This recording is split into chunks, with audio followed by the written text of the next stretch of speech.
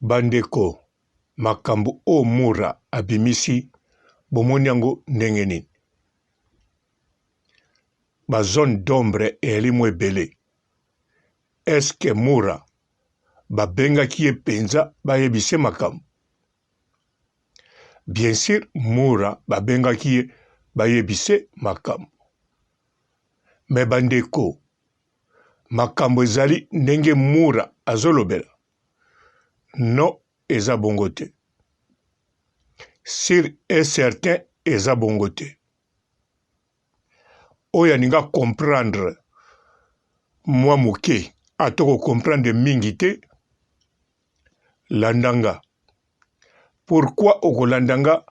Parce que nakolobela oyo kaka ya Mura te, me nakolobela media aligne problème nini eza nango to risque nini eza nango na Congo Brazzaville.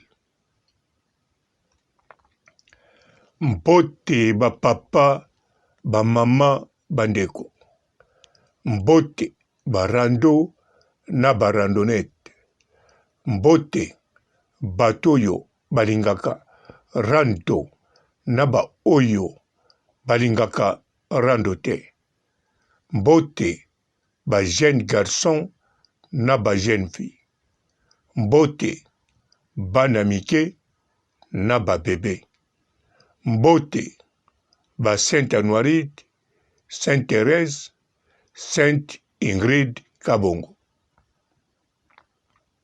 Bandeko, foko yeba na Congo Brazzaville ezali e fonctionnaka ndenge moko te na Congo Zaïre.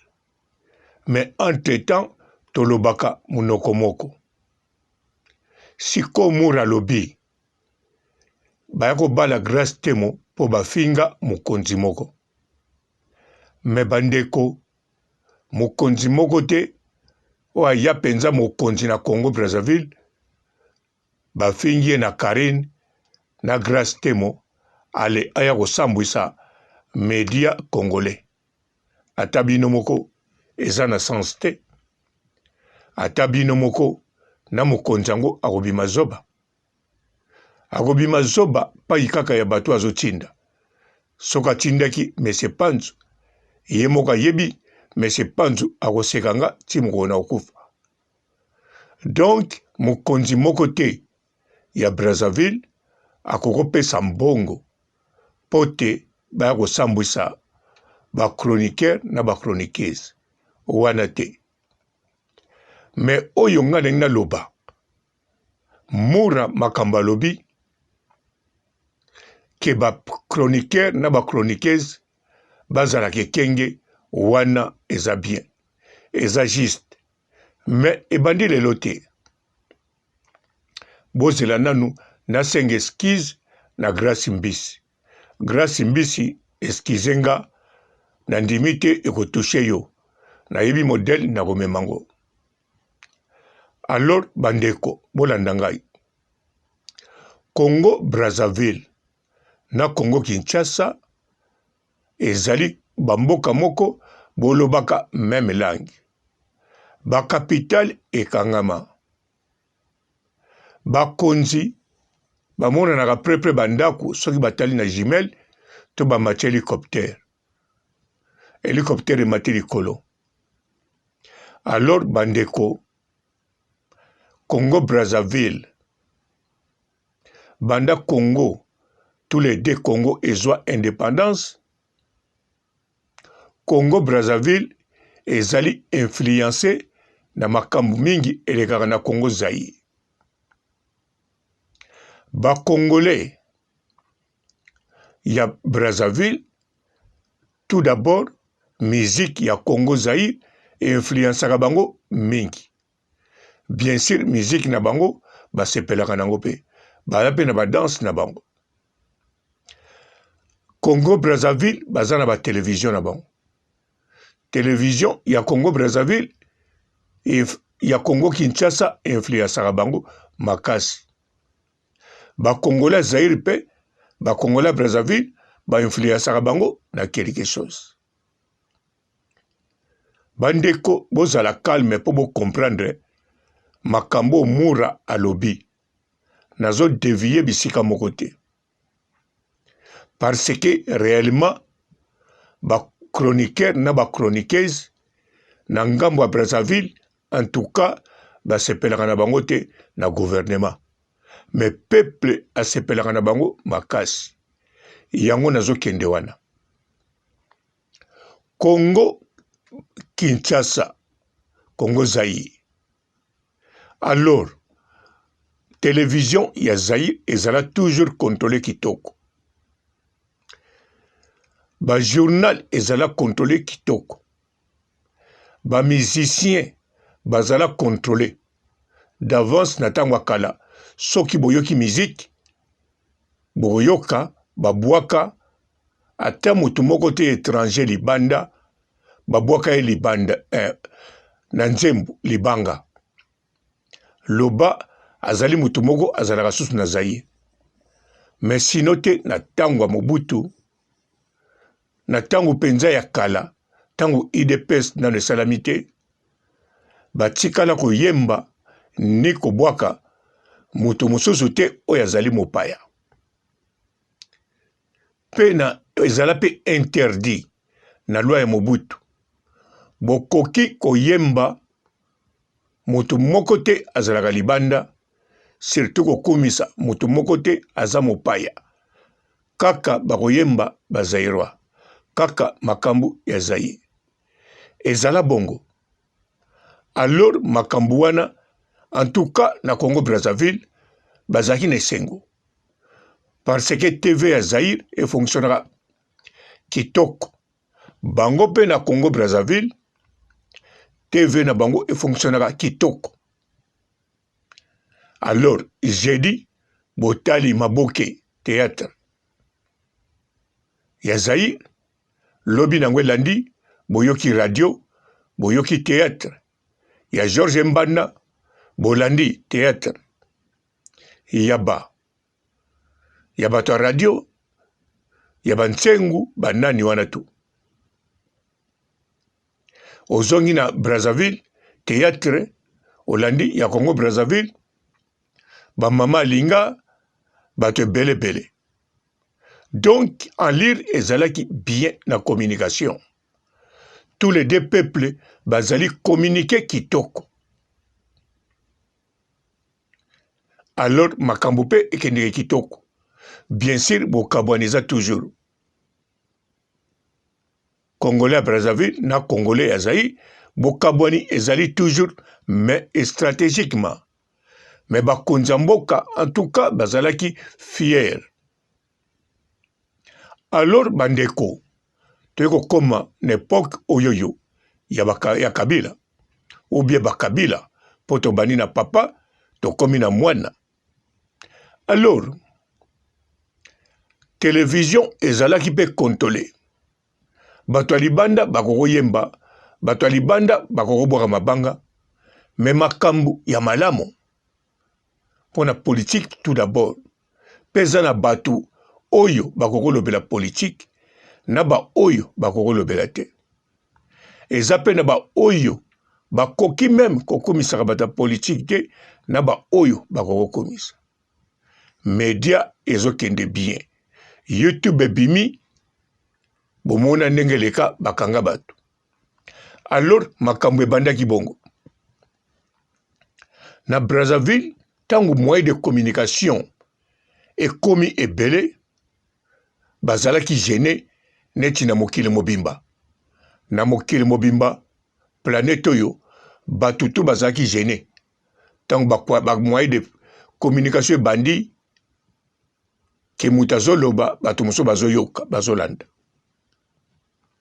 vraiment ekoma kotia mobulu basite ekoma kotia deja mobulu baza koluka moyen ya komaîtrise yango mboka na mboka ekontrole yango bien mais problème eza wapi nakende na mokuse Congo Brazzaville akoki kokontrole média na ye kitoko yango mpe asalaka ti lelo mais problème ezali peuple na ye eloko ekonfluence ye eza média Congo te média nde ya Zaïre.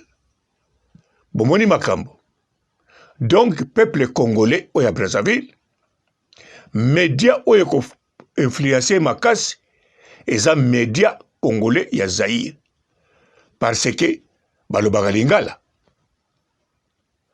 Balobaka, minoko mboka pe ndenge moko, bazana ba tribi. Alors, les Camerounais lisusu, basepelaka na makambo ebele ya Congo Zaïre. Musique, théâtre, ba comédienne, alors YouTube ye. Bon, YouTube c'est yaki, mais ba série Mokonzi ba ye. Leader Karine Mokonzi a créé monde na ye. Monde ya rando, monde ya polémique. Ale papa YouTube pe kuna atikela batu tia oyo ko tia. Tia oba pekisaka na TV. Ngana zana makambo na pekisaka pona bana kaka. Po YouTube alengelaka mingi bana. Mais alengelaka ba politicien te. Alengelaka économie ya mboka te. Ya alengelaka bana, famille. Eloko YouTube alengelaka. Alors, siko YouTube ya moto. E bandaki, donc, tolo bakutu, e bandaki na ba, oya liboso, e bandaki bangisaki, Congo mikili tango salami. Bo comprendre. Liboso ba oba bimaki, bazako lobela musique. Congo mikili tango bimi, ezako lobela politique. Et bangisaki Congo Brazzaville. Mais le col est fonctionnel, ba kotaki mingi na politique ya Zaïre, ya Congo Zaïre, alors bata Congo Brazzaville, bazalaki calme. Bon, na sauté kaka, na zoki ne penza moulaï. Bon, pourquoi ba chroniqueur na ba chroniqueuse oyo bazana menace makasi? Non, bazana menace te mais bon, nebele ko na kobenga ngote. Baza gênant pour te comprendre bien. Ba chroniqueuse congolais oya Zaïre, baza gênant, oui, na gouvernement congolais. Bazali gênant, oui, na ba homme d'affaires congolais, même na ba homme d'affaires o baza na Zaïre, na Congo Zaïre, baza gênant. Alors, deuxièmement, ba site na bango de plus en plus ezokoma gênant, embêtant. Sikoyo, ba chroniqueur ya Congo Brazzaville, na ba chroniqueuse, bango, baza toujours traditionnellement, même baza na poto, ba respectaka gouvernement na bango, pe ba bangaka makambo mosusu. Na kanisa bomona, basala ba kombatawa, na ba site ninga kolobela, mais bomona ndenge kenda. Na ndenge kendeke. Na kanisa bomona. To ba site ya Congo Brazzaville, eza penza ebele. Mais elobelaka makambo oyo, ndenge sala makuna te. E kotaka makambo soso te. C'est tukutu ba chat, bolobaka. Ndenge komi leloyo, eza penza te. Soki pe zali, bako autoriser nyonso te. Loba, basala lokola, bato musu ba travaillaka na Congo Zaïre. Ba journaliste mususu na ba chronique. Mais bato, ya monde Mokonzi, Karine Mokonzi. Mama YouTube. Donc YouTube ya Karine Mokonzi. Na ba zozo, na bato tout, baza na kati ya Karine Mokonzi. Alors bato wana baza danger. Baza danger. Bozo comprendre. Na YouTube ya Karine Mokonzi, Mama YouTube, soki nazo loba, na compte ya Brazzaville, bo tchaka Grace Mbisi na katite. Po Grace Mbisi, azali bien aimé na gouvernement, na ba homme d'affaires ya Congo. Azande moins aimé na ba Congolais bango moko, peuple. Donc, awezali kambu, ya peuple na gouvernement. Gouvernement na ba mvandu, pour ba fonctionner bien, peuple fo alandaka ba info oyo ezolobama na mboka na bango fo alandaka ba chaîne oyo yo eza contrôlé pe fo alandaka influence congolais ya Brazzaville yango ezali très important. Mais sikoyo Grace Mbisi ye apesaka influence alakisaka influence congolais ya Zaïre na chaîne na ye. Mais Grace Mbisi bazane besoin po alakisaka musique. À part musique, Grace Mbisi alingaka aniata to aniataka. Alingaka contrôler to alingaka contrôler pe a contrôlaka. Parti munene ya bato ya mokonzi mama YouTube na Congo Zaïre. Alors na Congo Brazzaville eza très important. Soki tembe botuna ya Willy Toka. Ya Willy Toka na boaki écoute. Na asir na kozwa moi quelque chose numéro compte na nga yango na se. Botuna ya Willy Toka. Bien sûr azane homme d'affaires. Aza pétrolier, maza milliardaire. Tuna ye soki Grace Mbisi aza na bénéfice ya nini ya Congo. Donc eloko ezali awa bato lokola Grace Mbisi soki bazali 10 na Congo Brazzaville, en tout cas ba homme d'affaires ya Congo Brazzaville na gouvernement bakozane sengo pe calme parce que bakoboto la influence o ezali na monde mokonzi. Donc Grace Mbisi soka boto l'influence ya kuna eza déjà avantage.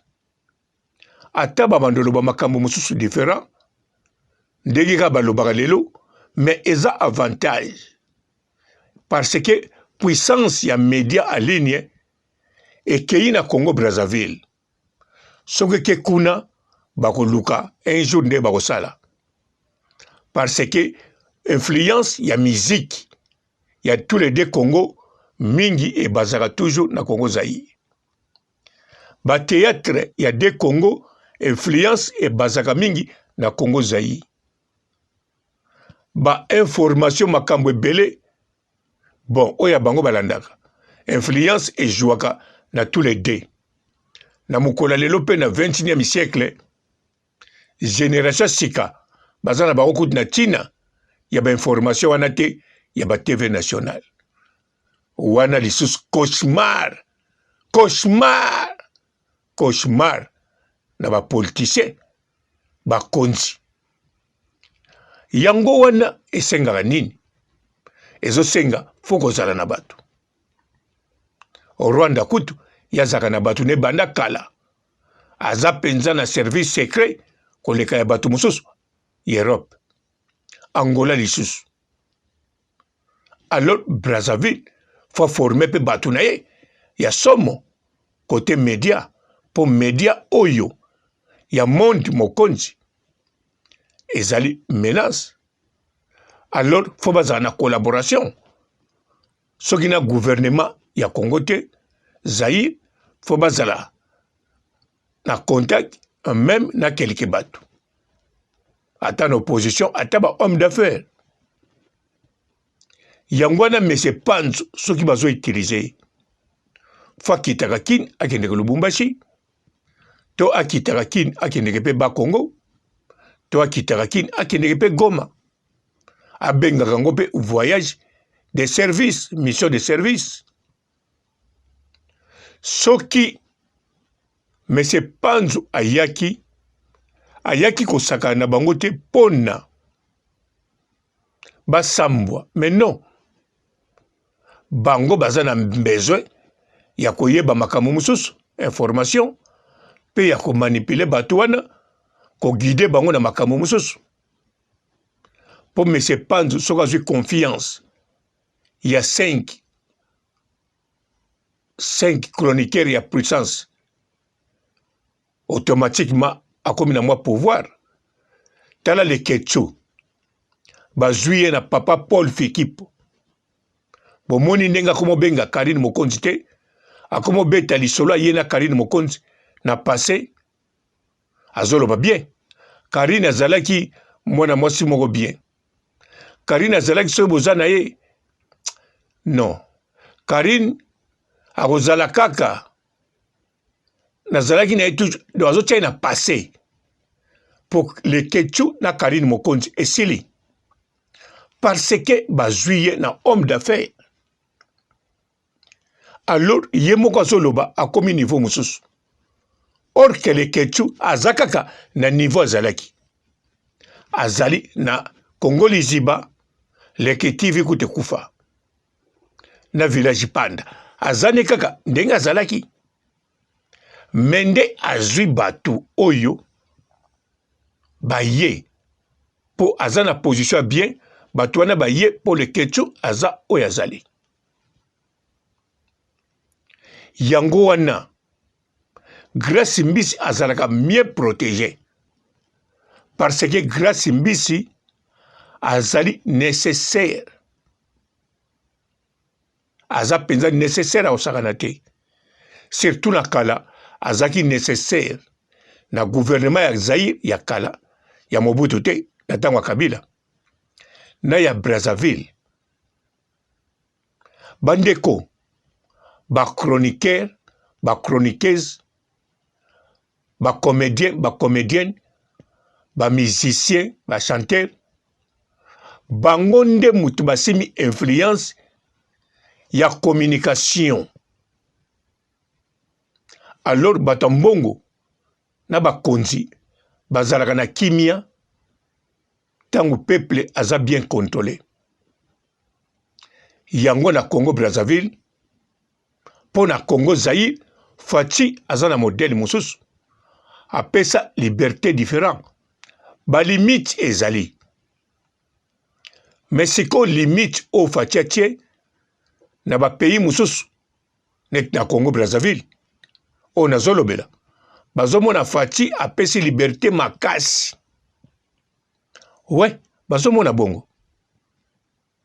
Ata bino ba oyo bomona ka Fachi azosala rien, mais Fachi azosala belé apesa liberté makasi. Siko tina média. Alors média eza pouvoir. Sikoyo na kende susu na mukuse. To komi na ba live ou ba direct. Ba Congolais Brazzaville na ba Congolais Zaïre ba sangani. Ba benga ka ba pesa ka opinion. Ba suka ka wana te. Ba betaka masolo ya mboka na bango. Comme exemple. Bandeko eza gênant.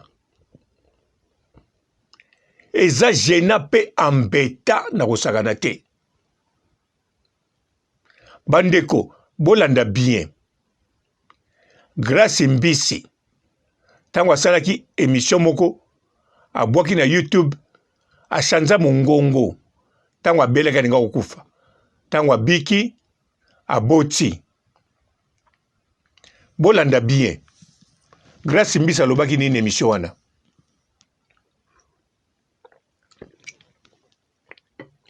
Alobaki na Congo Brazzaville. Ami présentaki comme Congolais ya Brazzaville. Alobaki abima soki na nani bako longole bazemi. Alobaki makambo ebele na mongongo moko ebimile ti yete. Nga na salelaki yango émission na lobaki Grace Mbisi azoloba na Wile Toka.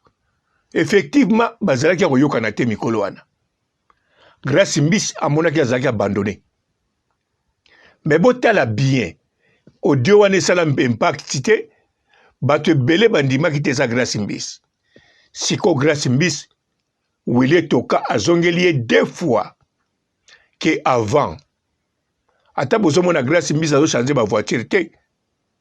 Mais Grace Mbisi azozwa mbongo na ndenge kosakana te. Alors bokanisa bien. Wile Toka azali milliardaire confirmé tina Banque mondiale. Même soki bokei na États-Unis botuni président kuna, boye na France botuni Macron, milliardaire congolais à Brazzaville, tangela bango, tangelanga ba milliardaire. Boye ba Wile Toka akozala parmi les 3 premières. Bakotia liboso ya Sassou. Donc, Willy Toka, aleki Sassou na mbongo, na niveau international. C'est quoi rapport nini na Grace Mbisi? Yena Grace Mbisi amitié ya nini?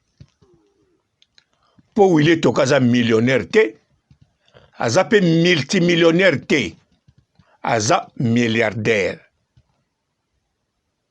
Bozo comprendre? Oui, Grace Mbisi aza nécessaire. Grace Mbisi mutakwesa média les plus forts Congo Mikili. Grace Mbisi mutakwesa kiango. Grace Mbisi mutazwaki influence. Azwaki ba musicien congolais nyonso ya Zaïre na maboko na ye. Grace Mbisi muta dominaki chronique chroniqueuse na kati ya Congo Zaïre ava Karine Mokonzi ako niata ye. Karine Mokonzi ako kanga nyonso. Problème ezawana. Yango soki Karine Mokonzi abimaka te, atambulaka te, abangaka bato te wafinga bato. Non. Amibatelaka po aza star, amibatelaka po bato nyonso baza na besoin na ye. Grace Mbisi ku oyo azwa Karine Mokonzi abotola nyonso. Karine Mokonzi apika ngwende akoma mama YouTube. Grace Mbisi akatana kaka te, me makambo ebele na Congo Brazzaville ekatani. Po Grace Mbisi tango alinga okontrole media, miziki kaka elinga oloba mamingi, ba théâtre, ba polémique oyo elinga oza modèle ya Grace Mbisi. Mais lelo oyo media congolais Brazzaville eza non congolais media oyo ya Mokonzi, ya Karine Mokonzi, mama YouTube, oui, ezali menace, ate komina na menace gravité, mais a menace na ba mvandu ya Congo Brazzaville, ba politicien mususu ya Congo Brazzaville, na ba politicien mususu ya Congo Kinshasa pe, surtout l'opposition, na ba homme d'affaires mususu. Donc, ba konzi akala, na ba homme d'affaires akala, na ba député akala, ya Congo Zaïre, bango pe lisusu, baza même moral na Congo Brazzaville. Bobo sanate Sassou akoli. Même alinga vanda 10 ans lisusu na pouvoir, makoli. Ba Angelou bakoma koleka pembeni na ye bapesi mbote. Sassou kobanga te coiffe na yo eza icône. Yo okotika la icône ndenge Mobutu azali. Balekaka wana. Alors, remplaçant ya Sassou eza nde likambo. Parce que remplaçant ya Sassou ako protéger bambongo ya ba Willy Toka. Ako protéger ba mvandu nyonso ya Congo na ba politicien mususu. Soka za muta Sassou, soka za contre Sassou, ou bien za nekaka muta Sassou, mazalaka n'esprit ba traître, alors aza danger. Yango na bandeko likambu mura lobi babengaki ye, me babengaki ye te na mokonzi moko oyo bakari na Grace bafinga. Babengaki ye na mutu oyo bazali bafitir to batoyo balingi babeta coup d'état, bato bazozela pouvoir na Congo Brazzaville. Donc bato babengaki mura ezali batu ya batoyo na lobi bien bazozela pouvoir oyo ya Congo Brazzaville. Parce que bayebi Sassou akobeta lisusu plus de 10 ans te. Ata soka beti plus de 10 ans akozala vraiment na chambre moko bakangela ye. Ouais, parce que akozala penza na force ata moko te ya moke. ya kosala makambo ebele ndenge bomonaka José Edouard Dosoka tikaki parce que aza na besoin repos mais ye atiaki moto oyo makambo eke kitoko babento kangama baza toujours na position na bango na bambongo na bango. Alors na Congo Brazzaville sikoyo influence ya Congo Zaïre ekoko balola pouvoir akuna po musique ya Congo Zaïre na moment oyo théâtre ya Congo Zaïre yaka sikoyo na monde mokonzi mama YouTube eza le plus dangereux ekoko balola Congo Brazzaville ke batake bango na minduki yango wana Mese Panzo aza na besoin aide aza na mission batindi ye aza na mission bandeko babolingo likambo ya kitoko likambo nini le 1er février ti le 6 février toza na forum botuna nga te soki nini ya kitoko yo moto olobaka ke mboka secteur nyonso baokipango na bapaya kote oyo bachinois kote oyo bendie kote kuna bapakistanais alors yaka na forum le 1er février ti le 6 février 2022 kuna okoya na compétence na yo okoya koloba po makambo na yo ekokoma paya nani Fati Beton tala yo ozoloba papa robo olie yango longoli masque mais yo pe yaka na compétence na yo yaka koloba na forum le 1er ti le 6 yo pokolia en plus bandeko no tango tokozwa basecteur wana bakoteka susu lopango te mais soko yete bapaya bazwa toujours na secteur wana bandeko no bakende bwaka ngunda wapi na kanku popoto ekangami. La décentralisation, nous avons passé en revue la cartographie du pays. Il y a plusieurs opportunités d'investissement dans notre pays, dans tous les coins du pays, dans nos entités territoriales décentralisées. Et à Geneva, nous présenterons cela aux investisseurs éventuels de la diaspora du Congo et des amis du Congo qui seront nombreux à ces grands rendez-vous. Et ces assises seront tenues en quelle période exactement? C'est du 1er au 6 février 2022. En tout cas, compétence na yo ezali nécessaire pour na kotonga mboka. Fati Beton bango kuna baposa bitambe otamboli na bango oselumuki okwei obukani mokwali soko. Bonjour fidèles internautes de www.elengiakomba TV. Bonjour, bonsoir, balandi nyonso ya Elengi ya Komba. Congolaise TV. Belé partout dans le monde, partout où vous êtes, partout où vous êtes, Elengi ya Komba TV vraiment. Bonjour, bonsoir, on a abonné bafa nyonso ya Elengi ya Komba Congolais TV. Bonjour à mon boss, on a appelé ça vraiment un pandi. Bonjour à mon boss, JP Kiama. Je salue mon boss Balobi, boss des boss Babi, JP Kiama. Bonjour, la Elengi ya Komba Congolais TV vraiment. Ramon Lazana, chaîne de ça qui topo, il y a boss de JP Kiama, et boss des boss yani a pas danger. Donc on va s'entendre au Lazaki. Ya boss na biso JP Kiama nzambe na ngai ba boss bazali ba boss bazali JP Kiama le boss des boss. Napesi d'abord bonjour te ba mbote belé na mo boss JP Kiama on a koza ngisaote donc na ko le katisa na pesa mo boss JP Kiama boss des boss. Bonjour fidèles internautes de www.elengiakomba TV. Bonjour bonsoir balandi nyonso ya Elengi ya Komba. Congolaise TV. Bon, belé, partout dans le monde, partout où vous êtes, partout où vous êtes, Elengi ya Combat TV, vraiment. Bonjour, bonsoir, na abonné, fa nyonso ya Elengi ya Combat Congolais TV. Bonjour à mon boss, on a appelé ça vraiment un pandi. Bonjour à mon boss, JP Kiama. Je salue mon boss Balobi, boss des boss, Babi, JP Kiama.